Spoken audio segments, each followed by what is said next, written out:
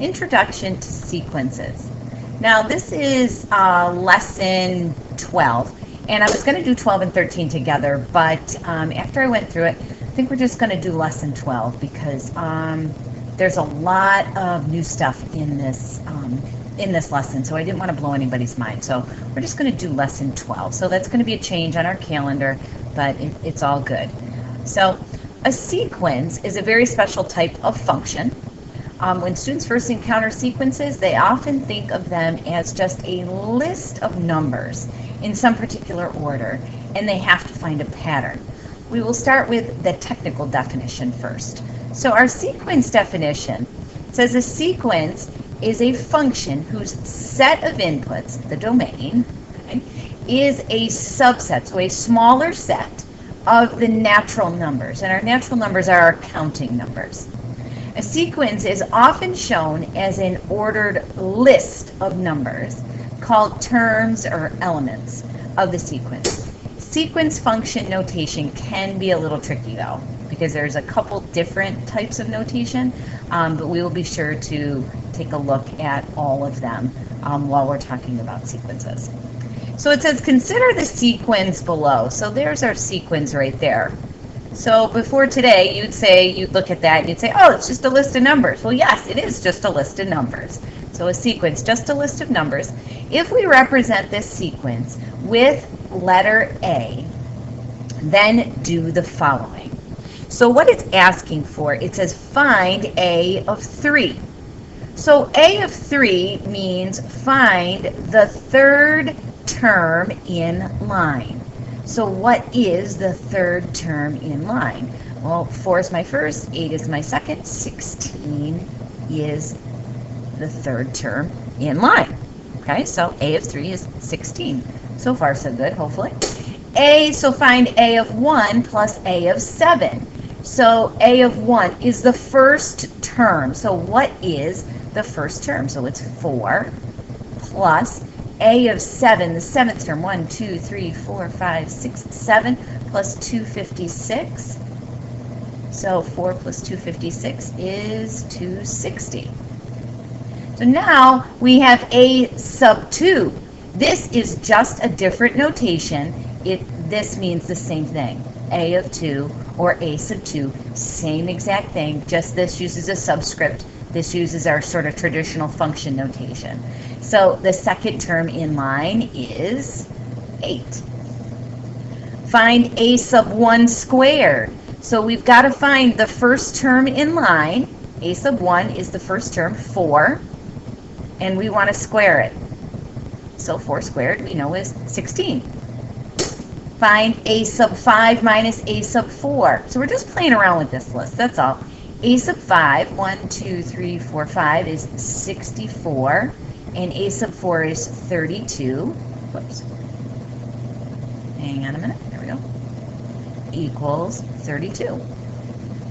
Now, and after changing it up a little bit, it says solve for n. So A sub n equals 128. So 128 is the number in the list. They want to know what position in the list has a 128. So we're working backwards. 128 is the number in the list. Find out which number, which position has 128 in it. And it's 1, 2, 3, 4, 5, 6. So n equals 6. Sequences are functions. The key here is that the input is simply the numbers placed in line, so to speak, and the output is the actual number in the list.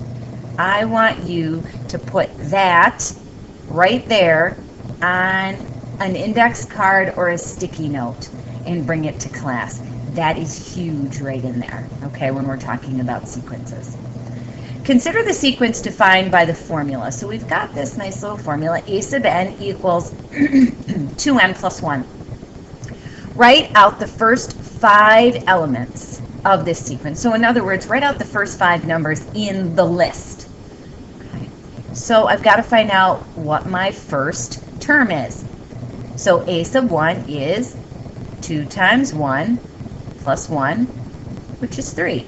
So there's the first number in my list. A sub 2. Go ahead, pause. Well, I'll do another one. 2 times 2 plus 1, that's 5. So the second number is 5. Pause it and come back after you've done A3, A4, and A5. So hopefully you came up with 7, 9, 11, and hopefully 3, 5, 7, 9, 11. You're starting to see some kind of pattern going on here with some relation to our definition here. Okay, this is going to be a lot about seeing patterns as we talk more about these. Graph the sequence on the grid shown for 1 is less than or equal to n, which is less than or equal to 5. So if I just treat all of these by 1s and the n and the a sub n, so my first term, my 1 is 1, 2, 3. The second term is 5. The third term, 7. The fourth term, 9. And the fifth term is 11. Why shouldn't we connect the points plotted with a continuous straight line? I know it's very tempting. Okay, we've got those nice points and we're seeing a line forming and we want to connect those, but why shouldn't we? If we revisit our definition back here of a sequence, it says a sequence is a function whose set of inputs is a subset of the natural numbers 1, 2, 3, or 4. So it's an ordered list of terms or elements. So why wouldn't I connect these? Okay. Sequences are only defined for inputs that are positive whole numbers. Okay, it's our natural numbers. So our inputs are only positive whole numbers.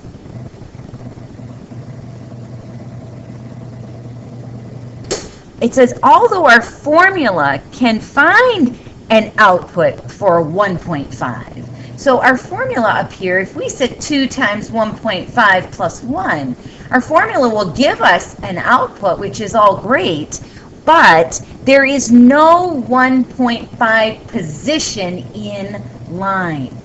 Okay, remember, these are talking about positions. Position 1 is a 3, position 2 is a 5, position 3 is a 7, and 4 is 9, and so on. So there's no 1.5 position in line. Okay? The key here, whole numbers are counting numbers, okay? Or we talked about in the beginning, natural numbers. So it says, what is the 21st term of this sequence? Wow. I certainly don't want to go through all, well, never mind, I got ahead of myself there. Sorry about that. So let's do A of 21 equals 2 times 21 plus 1. So I'm going to find the 21st number in line. So that's 42 plus 1, so 43. The 21st number in line, if I strung this out and kept on going, I'd get to 43. So sequences, my little doodad here. Sequences can be defined by a classic function formula, like we saw in exercise 2, and they can also be defined recursively. Okay, that's a new word. A recursive formula is one where each term in the sequence depends on the term or terms that came before it. That's something else I want you to put on an index card or a sticky note. This right here. A recursive formula is one where each term in the sequence depends on a term or terms that come before it. So that sentence from here to the end. Okay, that definition. Please do that. Consider a sequence of numbers given by the following definition. So it says b sub 1, meaning my first term is 7, and my rule says define b sub I, meaning any term in the sequence. I have to take, oh, what does this mean? B sub I minus 1 plus 4. This b sub I minus 1 means the term before. This will make sense in just a second. So we're going to take the number before and we're going to add 4 to it each time to generate our numbers in the list. So it says give a common sense interpretation for this recursive function rule. So, okay, my first term is 7, that's b sub 1. And then it says to generate more terms, we take the term before and add 4 to it. Write out the rule for the first 4 terms and evaluate each one of them except b sub 1, which is given. Okay, so we know the problem gave us b sub 1 is 7. So how do I get b sub 2? To get b sub 2, sorry, I'm having problems with my stylus. To get b sub 2, we take the term before, which is b sub 1, and we add 4 to it. So the term before is 7, and we add 4 to it and get 11. What about b sub 3?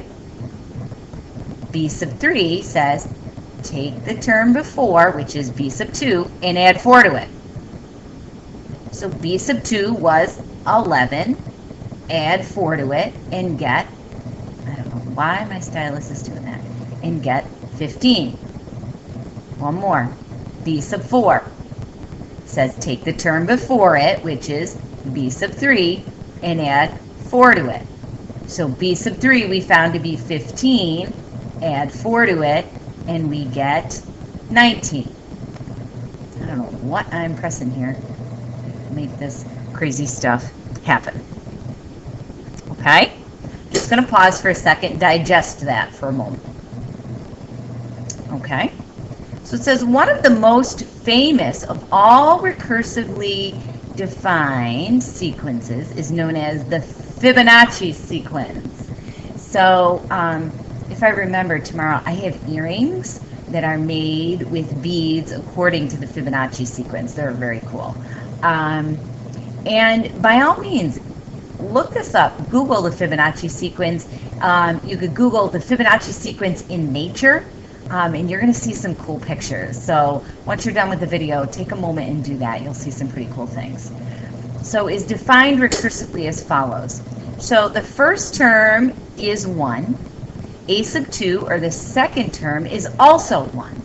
And to generate the next terms, it says take the term before and add it to the term before the term before. Whoa, what does that mean? So let's play around with that. So how do you interpret this recursive rule? Write it down in your own words, okay? So we know that the first term is 1. We know the second term is also 1. To get more terms in line, we take and we add the 2 terms before together.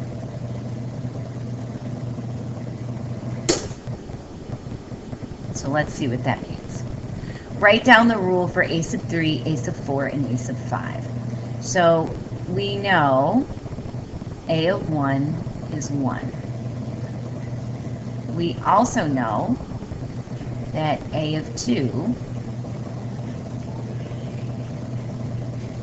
is 1. So how do I get to a of 3? So we take the term before, which is 1, and add it to the term before, which is also 1. So that means 1 plus 1, which is 2. Stay with me, even though my stylus is acting up. A sub 4.